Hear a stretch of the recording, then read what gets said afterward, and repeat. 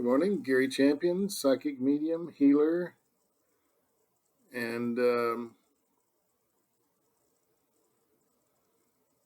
person who loves his wife's cooking. You didn't think I was going to say that, did you? This is a free reading this morning, and the video just went up. And as soon as it is seen, I should get some readings. This little phone here. Excuse my sneezing. We're pulling this carpet up. I don't know. It's not very old, but it's dusty. Dealing with two technologies that are new this morning. This computer, which is Windows 11. You can't find anything. And getting it to where it work. And this phone, which I don't know very well. So excuse me if things aren't perfect. There was somebody by here the other day for a healing. And she, you could tell she was ex-military. And I think she said she was ex-military because everything doesn't work in this realm. Exactness doesn't exist here. And it's disconcerting for people who have had to live a regimented life that they chose, and then to enter a unstructured environment, which is what this is. We don't run a taut ship. We don't march every morning. We don't answer orders with sir. You don't know what any of that is. But it doesn't fit with what we do. This is free flowing. Whatever comes out is what comes out. And works pretty well for us, but not necessarily good for people who have lived a regimented life. Usually the military is what you mean by, but it could be anything. Where are my peeps?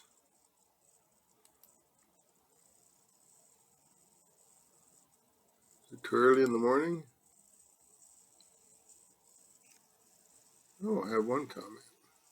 7 views, one comment. Good morning. I just said good morning right back.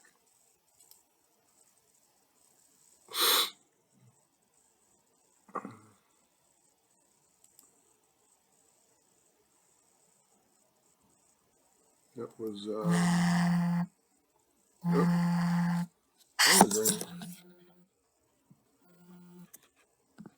Hello, this is Gary. Good morning, Gary. This is Marie. Marie, you're struggling with something you have your whole life. Does it have to do with people? People don't get you or understand you, maybe?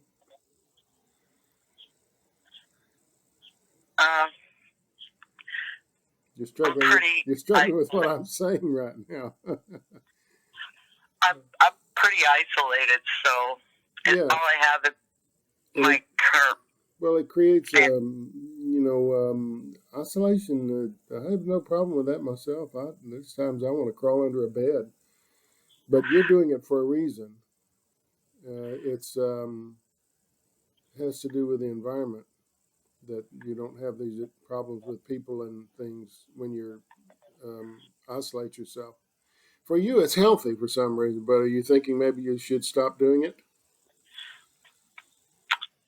Well, my husband's disabled. My daughter's disabled. She doesn't live with us, but she's close. And my son's in college. So an isolated life with people who are both ill is not good for you.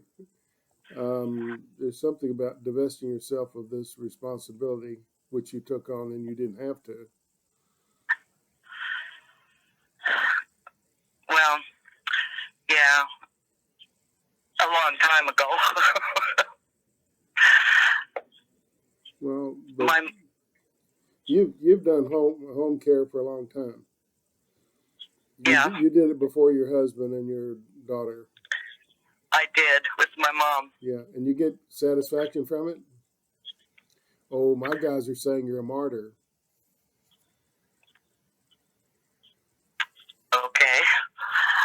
I'm not sure what a martyr is, but I think you're hurting yourself for reasons that don't make a lot of sense. You're resisting the temptation to change and just move on with your life. This sounds cruel, but there are institutions that take care of people that are dying. And she's not as disabled as you would think she is. Someone's pretending like they're not very disabled. Can you give me a glass of water? What, is your leg broke? You can't. There's something that they can do things they just they've gotten used to you doing them. Yeah, I do. I do too much. If you're doing anything, and how old are you? I'm going to be 64 May 12th. How much time do you have left to be doing your life instead of other people's? Yeah, that's occurred to me. Yeah, retirement's looming.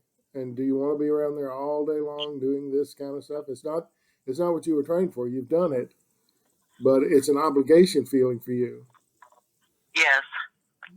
You know, there are institutions that take care of people like that. I know, but I can't see that. What is a congestive heart failure? My husband? Yeah, not long, I don't think. He struggled with it for a long time. And eventually that's the one that'll kill him. Yeah. Okay. How much time? Yeah, they never give me that. I wish they did. But they're saying not long. And you're not a nurse. You're isolated. Something goes wrong with him. You don't have the proper drugs or whatever to revive him or do anything. So it could be seen in some quarters as not murder, but certainly something like that. I'm sorry, what? If you know that this man is ill and that you can't correctly take care of him and you continue to take care of him, and something bad goes wrong with him, you can be held responsible. Isn't that interesting? I'll be held responsible? You could be, yeah. You're not equipped to handle any of these things. I can't abandon him. No, I'm not saying abandon him. I'm saying turn him over to someone who can take care of them correctly, which is not you. You're compassionate, but you're not a doctor. He won't do it. He won't do what he needs to do. Well, that's been his problem his whole life. Why should you think that should change? But you're in charge. He's lying there doing nothing. The smarter person has to take this over. Well, he won't do it. Yeah, he will. When they come and take him and put him in a home, and he has round the clock food and nursing and everything, and he gets better. Is that going to happen? Could easily happen. Only if you make it happen. Don't be around when this guy gets congestive heart failure and you don't know what to do. How far is an ambulance away? Not far. Okay, so you may be covered there. Meanwhile, you're living your life as a caretaker, which you weren't supposed to be. You're supposed to do caretaking for a certain period of time, but people have goaded you and made you feel guilty. That's why you're doing it. Yeah. Okay. I got to go. Do you see my life changing? I see your life changing only when you change it. People think it's going to magically change. No, you got to open that door and go at it, and then life changes. These are hard decisions at this age. And are you tough enough to do it? I don't know. What? And ageism is on you, being discriminated against because of your age.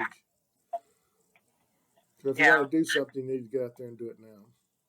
Okay, I've got to go. Okay, one more question, Gary. No more questions. I got to go.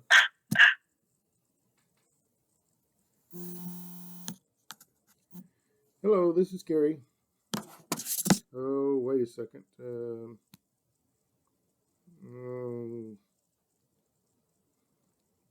get this thing to.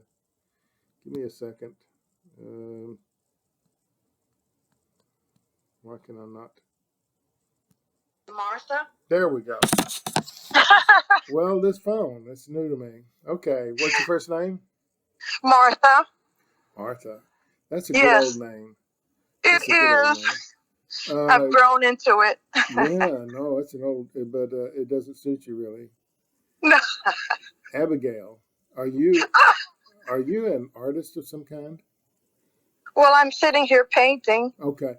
Well, I have a guide that I got in the Chicago Institute of Art one fine Saturday, wandering through there, and I'm not from there. I was just there looking at their art. And I took somebody else's guide. Someone had a guide named Abigail who was a great artist. And so I have her around, haven't heard from her in a year or two, and she's saying that you're an artist. Oh, okay. It's like you refuse to believe it. I do. Yeah, well, art is, I mean, I've seen some pretty crappy things on the walls of museums and whatever that I wouldn't call art. I'd call it a squirt gun or something. And they consider that art. Oh, not to me. My eye doesn't see anything there. And it doesn't have to look like a photograph. It just has to have certain parameters, color and design of some kind. They're just squirting squirt guns. Oh, that's art. No, it isn't. Right. Pollock is not art, although if you stare at it for about 15 or 20 minutes, you do see something, but not enough to call it art. True. True. It pains me to say that you're losing control of your life. What is that about? It's true. I have lost so much stuff, so many things. Right. And I've I've just lost so much. Yeah, but you kind of let that happen. I know, I'm afraid. I've just gotten so afraid because I've lost so much. And that's the key word with you, afraid. Yeah. Fear will people will take advantage of you all day long. And that's what's going on. I know. You refuse to see the truth. You think the goodness in people, but it's not true. People are whatever they can do. You need a new set of friends and a new life. And someone who's very artistic, which you don't have. Right, I don't. So, I'm feeling real stuck. And yeah, but afraid. That truck you're driving has four-wheel drive. You just got to shift it in the four-wheel drive and keep going. You're holding you back. So it's just me, and I knew it was just me. Yes, I just don't know I just didn't know what direction to go in, Oh, so wait a minute. I see an evil spirit hanging around you, making you make bad decisions. No. I thought so. No, there's no such thing as an evil spirit. I thought that there was. I thought that somebody had done something to me anyway. So go ahead. But that's how we don't take credit for the bad things we've done. We put it off on an evil spirit, or some neighbor, or my brother, or cousin, or somebody did this, and if they hadn't done that, then I would have done that, and then that would have been that, and you blame it on somebody because you can't take the hit for it. No, I could take the hit. I took the hit. That's why I'm sitting here just painting, Painting's a good thing. Painting's a great meditation. Yeah, that's helped me through a lot. You need to be painting with others. That way you meet other painters. I did meet a lady. She offered to mentor me. How often do you get that? Every once in a while, I get that. Yes. Arbitrarily, this woman came up to me and said, send me a painting. You inspire people to mother you. Wow. Because you appear helpless, and pretty much are. People are trying to save you. That's what it's all about. They're offering to help you, to save you, because they sense in you that you can't do it yourself. Yeah, that's true. I've got to go. All right. Thanks, Gary. Bye. Bye. Hello, this is Gary. Hi, my name is Lauren Bongiorno, and I would like a free reading, please. Lauren Bongiorno, you're too stiff there. You would like a free reading, please? How about this? What's your first name, Lauren? Lauren, Lauren. Ooh, that's a good first name. Are you a space nut or addict or something? Space? No, but my mom definitely is, and she talks a lot about it. Annoying behavior often ruins your day. Yes. She's making a point, and you don't care. Yeah, that definitely has some truth. She needs friends or family to be at their place instead of your place. Yeah, I think so, yeah. Yeah, she needs to move along because you heard all of her bad jokes. I have. I definitely have. Someone's saying very loudly, put yourself first. You're always putting yourself last. And it's gotten you this life that you don't enjoy. Put yourself first. I know that sounds horrible, but when your life is really good, everybody you meet and everybody around you, their life is good too. If your life is bad, then you pass that on. You become this thing that's created by somebody else instead of creating your own life. You're following your mother's directives and her program. Thou shalt listen to thy mother and help her. I've definitely felt that way a little bit. Life's changed. When I was a kid, someone got sick or lost their husband. They moved in with a family, the big house. Everybody was there, all the aunts and cousins, everything. People who were chronically unemployed, they all lived in one house. A couple of people went to work, brought home the money. They all shared washing and cooking and everything. Those days are gone. Yeah. Yeah, parents didn't take care of themselves or plan for anything. Or I cannot spend my life hanging around listening to space stories. Sorry, I've got to go make a living. I've got to go enjoy myself. Bye. Yeah. It's easy for me to say that. All my relatives are pretty much dead. I have a sister and a nephew that I know of, and maybe a couple other people, but not that I know of. So I don't have that. My mother was sick. I didn't drop my family and life and move down there and take care of her. Who could do that? The state, we spent all of our money taking care of her, and when it was gone, the state took her and gave her a nice place. And turns out all of her friends were there, so it wasn't a horrible thing. It was a little small town, so she knew a lot of people. But we're warehousing people to die. That's what we're doing. And there's no good way to do it. Who is 80 or past the age of 80 or something? No one that's alive anymore. Who is Marie or Maria or somebody like that? That's my grandmother. She passed, and she was over 80 years old when she passed away. This lady had it going on. Yes.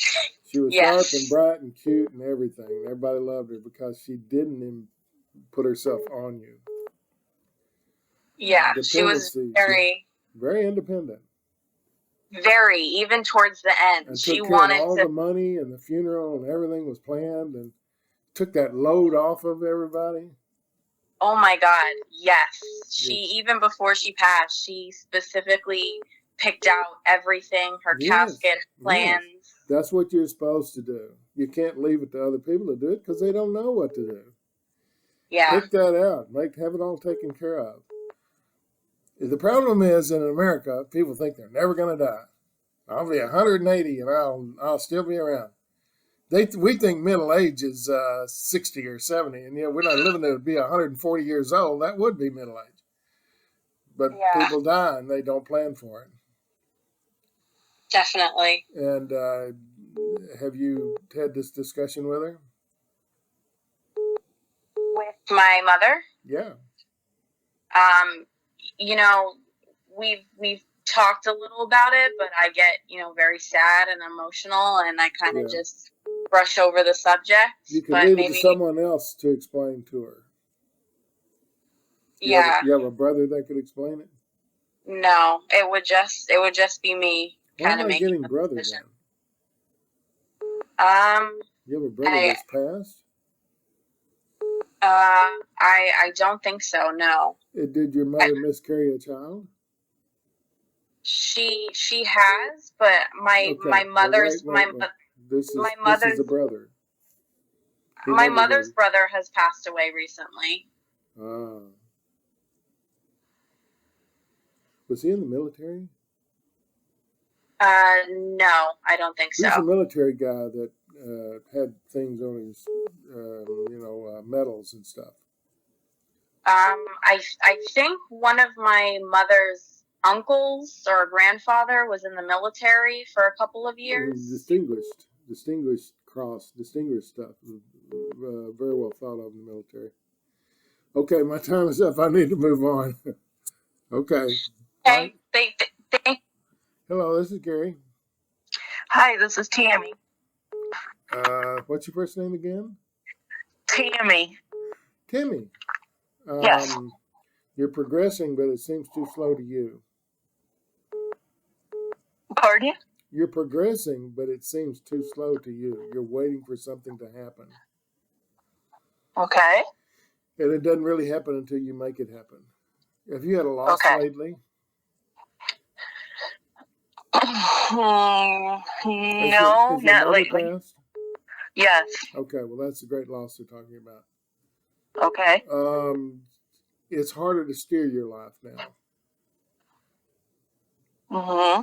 And you can look at it two ways. When you have a mother that tells you a lot of things to do and you don't like it, that's one thing.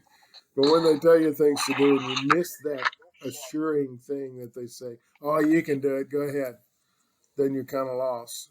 You're in between times. You're in between one time and another. Do you have someone else who's passing soon? Not that I know of. They have a heart problem. Is this you? Okay. Do you have a heart problem? No. Who has trouble breathing and has a heart problem? And who is John? John was my, he is passed. He was my brother-in-law. Did he have trouble breathing and a heart condition? Not that I know of. It's hard to figure these things out, isn't it? I'm hearing voices. I don't know what they mean or who they are, except I hear John, and someone did compressions on his chest because he died, and they were trying to save him valiantly. He wants to thank those people. So whoever this is, someone close to you, might not be a relative.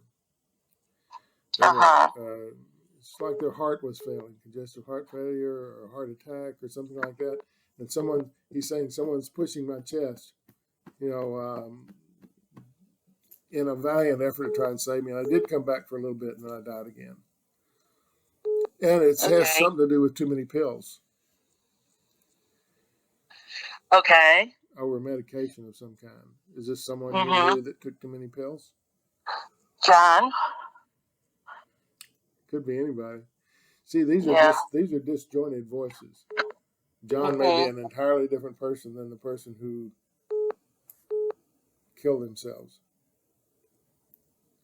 Who's the person who took too many pills or is taking too many pills? Could be you. Me? No. Who's taking too many pills all the time? And it's recreational drugs. It's recreational drugs, what they're saying. And they say I'm dead on, spot on with what I'm talking about. Somebody committed suicide or killed themselves through over medication. Wow. Have to think about that one. Okay, well, I don't have time for you to think about it. I've got to move on. The phone's ringing like crazy. I know. I don't know who that would have been. Okay, hold on to it. Someone who had difficulty breathing and a heart problem, and congestive heart failure, and a couple of little mini strokes, and their life was all about their heart failing. Okay, that wouldn't have been my mom then. Okay, so it's not a man; it's a woman. Was she manly? No. Did she have mannerisms like a man, straight to the point, telling you what to do? No. I don't know who this is then. It said controlling. Controlling like a man, but a woman. Always telling you what to do. See, I can't give it to you and then give it to you. You either get it or you don't. I know. Okay. Well, I gotta go. Bye. All right. Hello, this is Gary. This is Vicki. Vicki? I haven't heard the name Vicki in forever, since high school. Well, I'm probably just about that old. Yeah, Vicki was a very popular name at one time. My best friend, his sister was named Vicki. Okay, something about you never seem to get to the point. Are you starting over again? Okay, I'm not hearing you very well. Can you say that again? Are you starting over again? Am I starting over again? Look, I've got this phone sitting in front of me that's brand new that I'm yelling at, and you can't hear me, so I don't know what I can do about that. No, well, I think I understood you to say, am I starting over again? Very good. Are you starting over again? Okay. Beginning again. I am hoping to. Yeah, you need to toss everything to the wind and just grit your teeth and go through that door. You can see the door. You see it's got a doorknob, but you refuse to believe that you can go through it. And changing direction is very difficult, especially after a certain age. I mean, for me, it was difficult. And I lost everything, so I didn't have any choice. It was you're thinking, I can't do that, and then all of a sudden it's forced on you. And that's what you need to think about, maybe forcing yourself to accept change and go through that door and begin again. There's a great loss. Who is this? Was there a great loss? Yes, I just lost my mother. Yeah.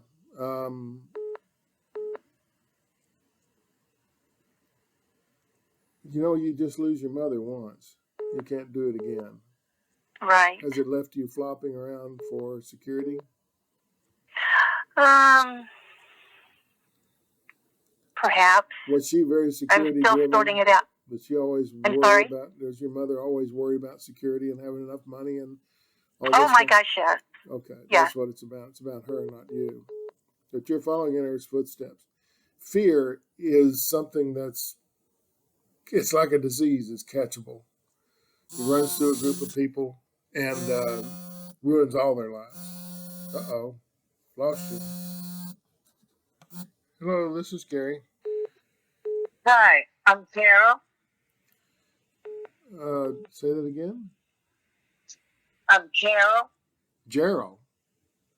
Carol. Oh, Carol. Carol. Uh-huh. Gee, I got this cheap iPhone. Carol. Patience is what's needed for you right now. You don't have any of it. You're fresh out. Yeah. You're not one who just sits and waits. You're kind of being forced to sit around and wait for something to happen. Yes. And it doesn't sit with you well. You're a person of action. Yes. And there's no action in this. At all. At all. Are you waiting for someone to pass? Oh, no. Well, what are you waiting for?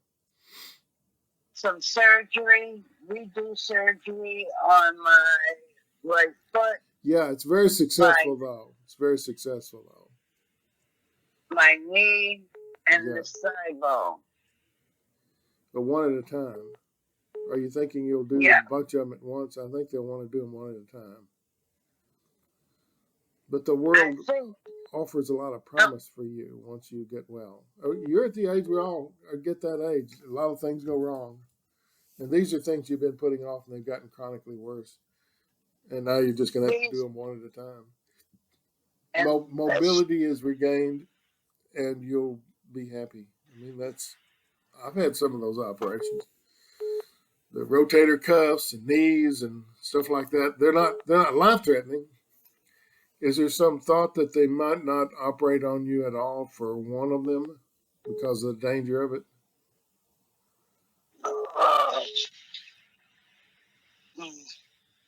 There's a great doubt about whether they should do one of these operations. Yeah, I think I know which one. Do you have a heart condition? Not that I'm aware of. Or you have high blood pressure?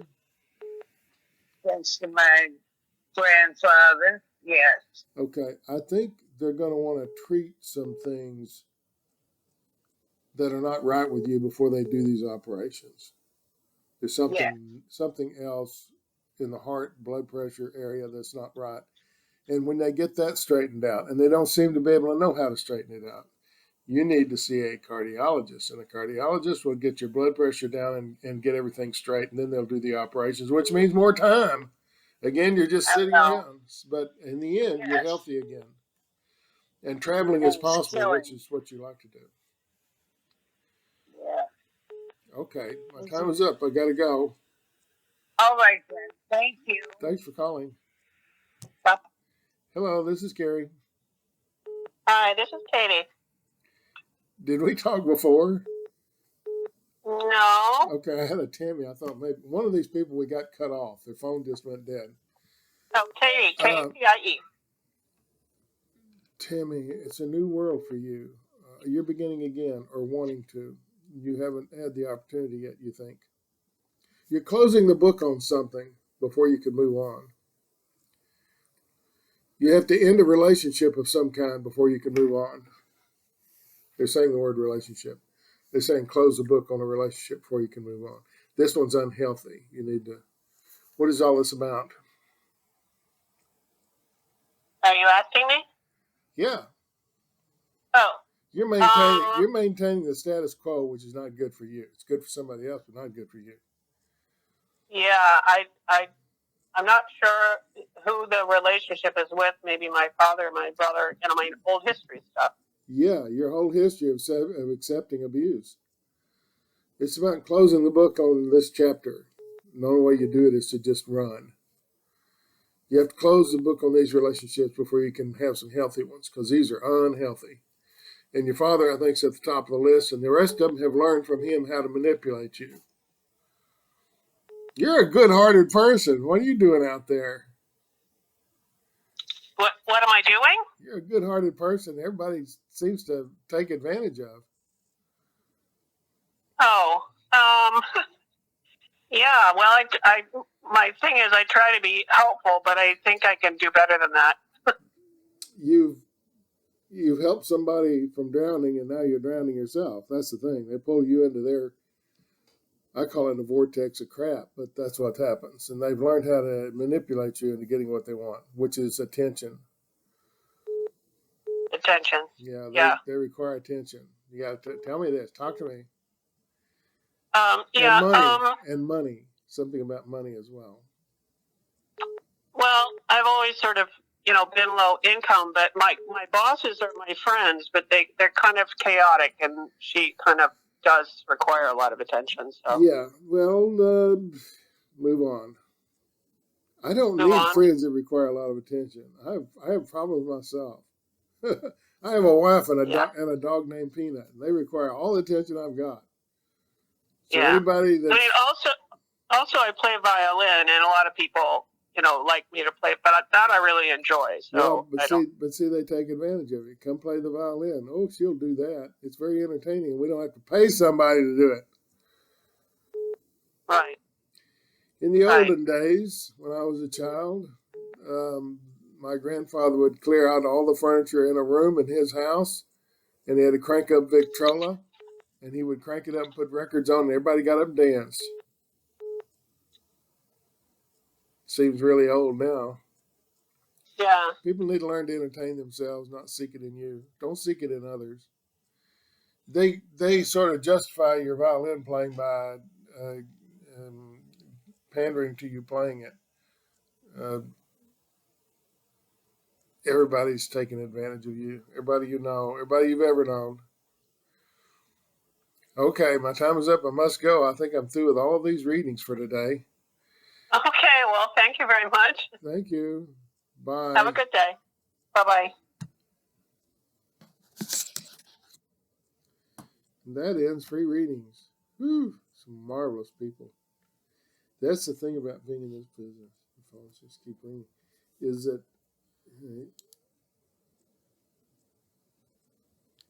you meet the most marvelous people by talking to them. I do a lot of Skype and Zoom, so I get to see them. And they're just marvelous people, just out there struggling like everybody is. So I'm going to end free readings. No fear, no regret, no anger. Thanks for watching, and I'll see you again sometime in the future. Bye.